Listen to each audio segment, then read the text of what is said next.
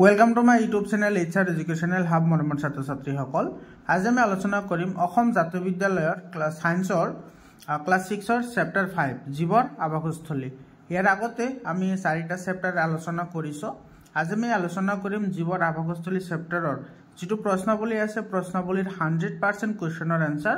তাৰ লগতে আমি আলোচনা কৰিম ইম্পৰ্টেন্ট এমসিকিউ।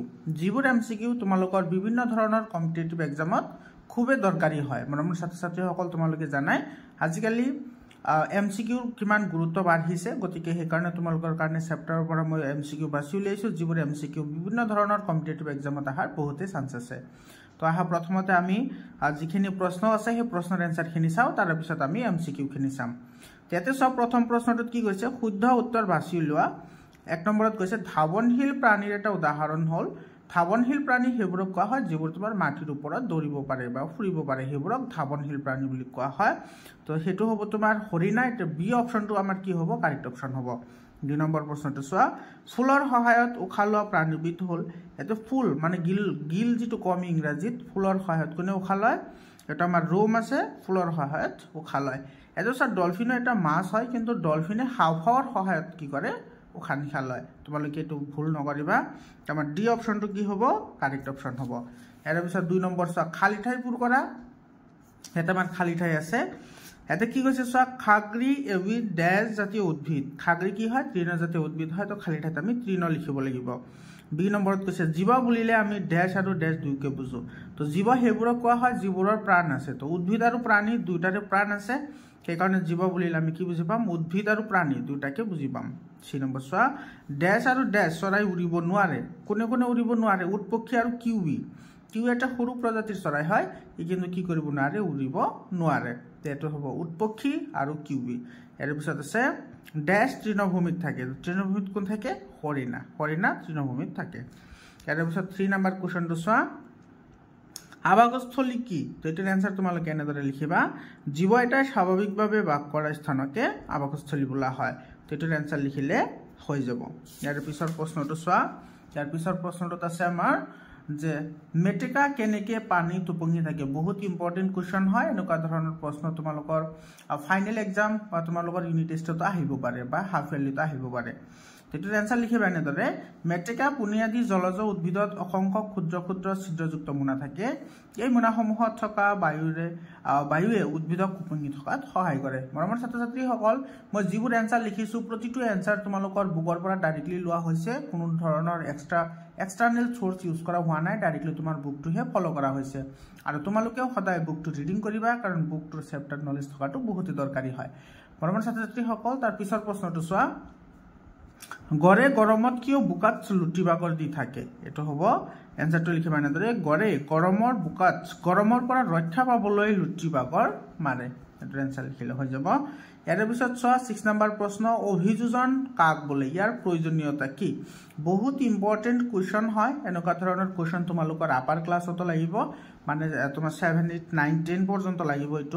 এইটোৰ এনসাৰ তুমি কেনেদৰে লিখিবা? এইটো লিখিবা এনেদৰে, আমাৰ চাৰিওকাষৰ পৰিৱেশত থকা জীৱ জন্তুসমূহৰ আৱাসস্থলী ভিন ভিন কিছুমান উদ্ভিদ বা প্ৰাণীক ভৰসা কৰি জীয়াই থাকে। জীয়াই থাকিবলৈ সকলো জীৱই নিজৰ পৰিৱেশৰ সৈতে নিজকে খাপ খুৱায়। ইয়াৰ বাবে জীৱই বিভিন্ন উপায় বা কৌশল অৱলম্বন কৰে, আৰু এনে উপায় বা কৌশলবোৰক অভিযোজন বোলে। তো ইয়াতে চোৱা, ইয়াতে তোমাৰ ছেকেণ্ড যিটো পাৰ্ট আছে, ইয়াৰ প্ৰয়োজনীয়তা কি, এইখিনি তোমাৰ ইয়াতে লুকাই আছে। চোৱা, আমাৰ চাৰিওকাষৰ পৰিৱেশত থকা জীৱ জন্তুসমূহৰ আৱাসস্থলী ভিন ভিন কিছুমান উদ্ভিদ বা প্ৰাণীক ভৰসা কৰি জীয়াই থাকে। তো এইখিনি হৈছে প্ৰয়োজনীয়তা।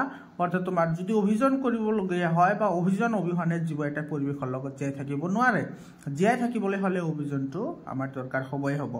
ইয়াৰ পিছত 7 নম্বৰ প্ৰশ্নটোত কি কৈছে, দুটা স্থলজ আৰু দুটা জলজ আৱাসস্থলীৰ নাম লিখা। স্থলজ মানে মাটিত থকা তোমাৰ আৱাসস্থলী, আৰু জলজ মানে হৈছে তোমাৰ পানীত থকা আৱাসস্থলী। তো তুমি লিখিবা, এটা চোৱা, স্থলজ আৱাসস্থলী কি কি আছে? গাঁত আৰু তৃণভূমি, হয়নে? গাঁত আৰু তৃণভূমি লিখিবা, এইটোৰ এনসাৰ হৈ যাব। আৰু জলজ আৱাসস্থলীত কি লিখিব পাৰিবা? সাগৰ আৰু নদী। সাগৰ আৰু নদী দুটাতে তোমাৰ কি থাকে, জীৱ জীয়াই থাকিব পাৰে। সাগৰ আৰু নদী। ইয়াৰ পিছৰ প্ৰশ্নটো চোৱা, এইটো চোৱা 8 নম্বৰ কুৱেশ্যনত কি কৈছে, হৰিণাই আক্ৰমণকাৰীৰ পৰা হাত সাৰিবৰ বাবে কি কি অভিযোজনৰ সহায় লয়? বহুত ইম্পৰ্টেণ্ট কুৱেশ্যন হয়।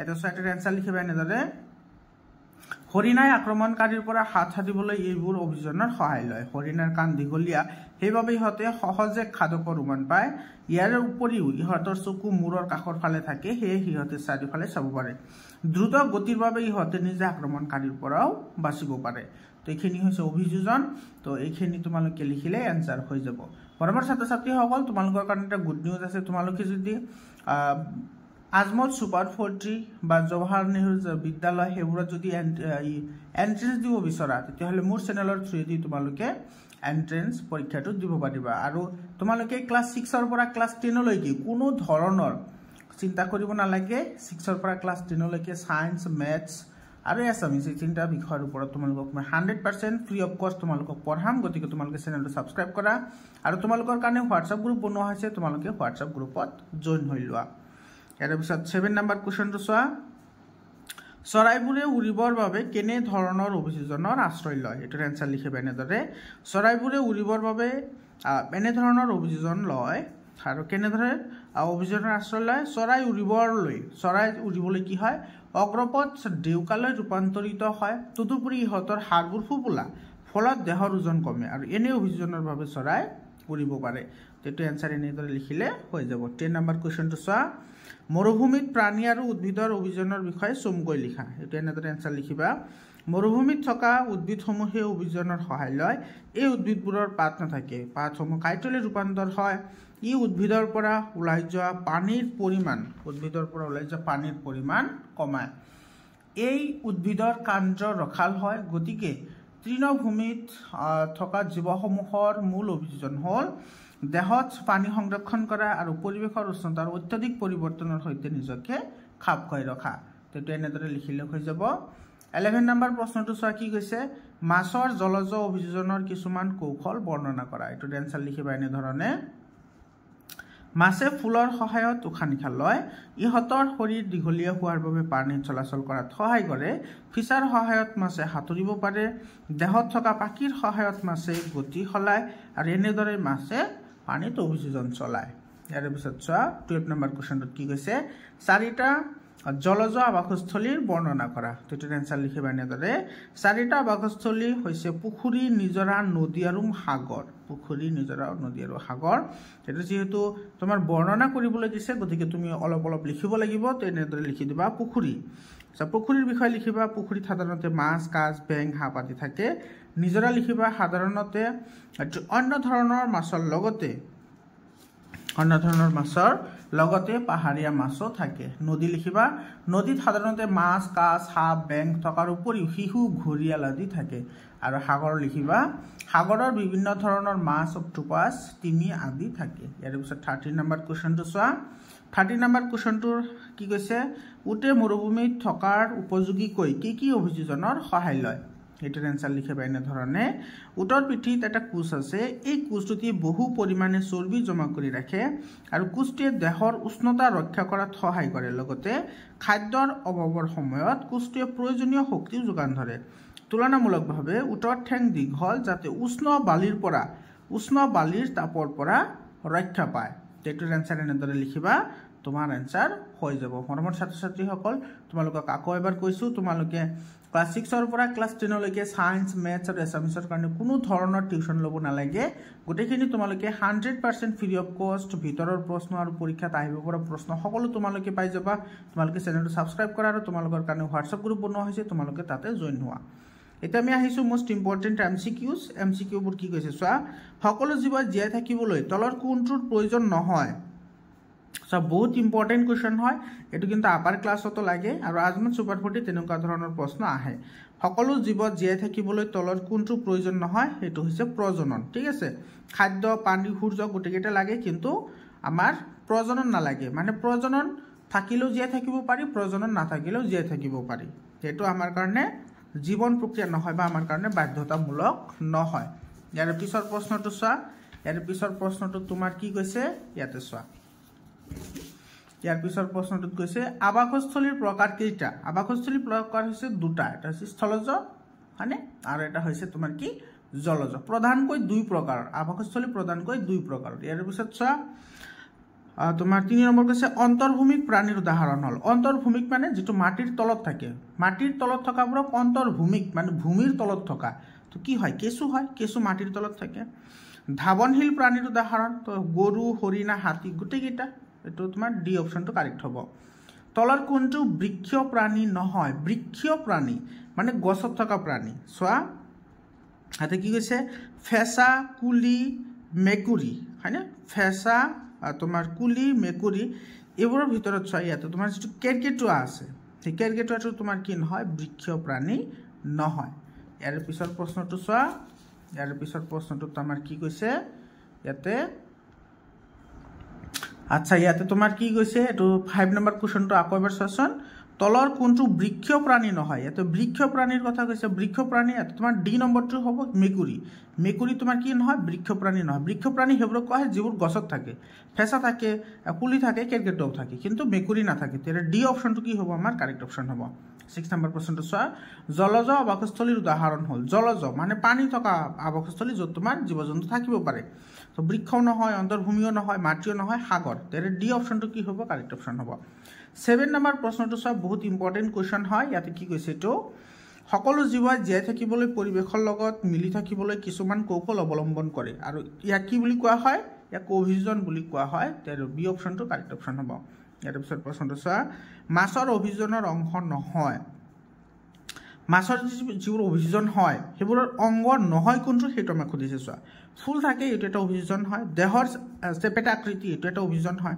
মাছৰ ফিসা থাকে এটো এটা অভিযোজন হয় কিন্তু চকু এটা সাধাৰণ বৈশিষ্ট্য সকলো প্ৰাণীৰে চকু থাকে মানে যিবোৰ আমাৰ দেখা পাও হেবোৰৰ তো আমাৰ এটো সি অপশনটো কি হ'ব কাৰেক্ট অপশন হ'ব ইয়াৰ পিছত 9 নম্বৰ কোৱেশ্চনটো সোৱা মাছৰ শ্বসনাঙ্গ হ'ল মাছৰ শ্বসনাঙ্গ মানে যিবোৰ অংগৰ সহায়ত তোমাৰ কি কৰা হয় উশাহ নিশাহ লোৱা হয় হেবোৰক শ্বসনাঙ্গ বুলি কয় তো মাছে তোমাৰ কি কৰে ফুলৰ সহায়ত উশাহ নিশাহ লয় ইয়াৰ পিছত 3 নম্বৰ প্ৰশ্নটো সোৱা উৰিবৰ বাবে চৰাইৰ অগ্ৰপথ কোনটো অংগলৈ ৰূপান্তৰিত হয় ভেৰি ইম্পৰ্টেন্ট কোৱেশ্চন হয় বহুতে দৰকাৰী প্ৰশ্ন হয় উৰিবৰ বাবে চৰাইৰ যেটো অগ্ৰপথ আছে সেই অগ্ৰপথটো তোমাৰ কি হয় ডেউকালৈ ৰূপান্তৰিত হয় এটো বি অপশনটো কি হ'ব কাৰেক্ট অপশন হ'ব আফটাৰ দ্যাট ইয়াৰ পিছৰ প্ৰশ্নটো সোৱা ইয়াৰ পিছৰ প্ৰশ্নটো কি কৈছে এটো সোৱা উৰিব নোৱাৰা চৰাই হ'ল উৰিব নোৱাৰা চৰাই কি কিউৱে তোমাৰ উৰিব নোৱাৰে মৰমৰ ছাত্ৰ-ছাত্ৰী সকল তোমালোকৰ আজমল সুপাৰফুটি ৰিলেটেড বা তোমাৰ জৱাহৰ নেহৰু বিদ্যালয় বা তোমাৰ আৰু এনেকুৱা যদি কম্পিটিটিভ এক্সামৰ যদি প্ৰিপাৰেচন কৰিব বিচৰা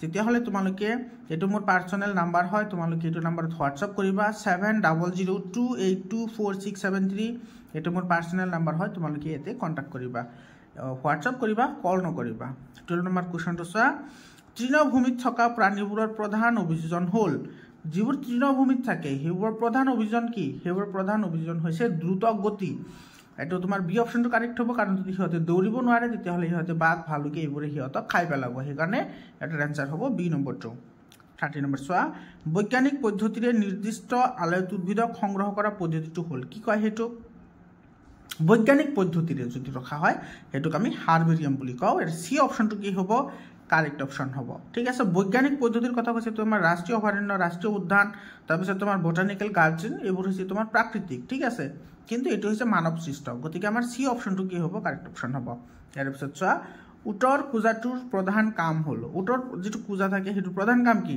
হেতুৰ প্ৰধান কাম হৈছে তোমাৰ পানী জমা কৰা ঠিক আছে যাতে হিয়তে মৰুভূমিত বহুত দিন চলিব পাৰে আৰু উটৰ কুজাটো কিহৰ দ্বাৰা গঠিত চৰ্বিৰ দ্বাৰা গঠিত আৰু চৰ্বিসমূহে তোমাৰ কি কৰে পানী জমা কৰি ৰাখে ইয়াৰ পিছত 60 নম্বৰ কোৱেশ্চনটো সোৱা কেকটাছৰ কাঠবোৰ কিহৰ ৰূপান্তৰ হয় বহুত ইম্পৰ্টেন্ট তোমাৰ বহুত কম্পিটিটিভ এক্সামত এইবোৰ প্ৰশ্ন আহিছে কেকটাছৰ কাঠবোৰ কিহৰ ৰূপান্তৰ কেকটাছৰ কাঠবোৰ হৈছে পাতৰ ৰূপান্তৰ মানে যিবোৰ কেকটাছ থাকে আমি সকলো জানো কেকটাছৰ পাত নাথাকে তো সেই পাতবোৰ তোমাৰ কিহলৈ ৰূপান্তৰিত হয় কাঠলৈ ৰূপান্তৰিত হয় যাতে কেকটাছৰ ভিতৰৰ পৰা পানীখিনি বাষ্পীভূত হ'ব নোৱাৰে যেহেতু কেকটাছ তোমাৰ এটা মৰুভূমি জাতীয় উদ্ভিদ হয় 17 নম্বৰ সোৱা বেঙৰ অভিযোজন হল বেঙৰ অভিযোজন কি এটো জোৰা থকা আঙুলি দুখন ভৰি হাতুৰা সকলো এটো সোৱা দুখন ভৰিটো তোমাৰ বেঙৰ নাথাকে বেঙৰ চাৰিখন ভৰি থাকে হাতুৰা এটো তোমাৰ এটা সাধাৰণ এটা বৈশিষ্ট্য হয় কিন্তু জোৰা থকা আঙুলি অৰ্থাৎ আঙুলিবোৰ তোমাৰ কি থাকে জোৰা লগো থাকে যাতে হিয়তে তোমাৰ কি কৰিব পাৰে বছাৰ মাৰিবৰ নিচিনাকৈ হিয়তে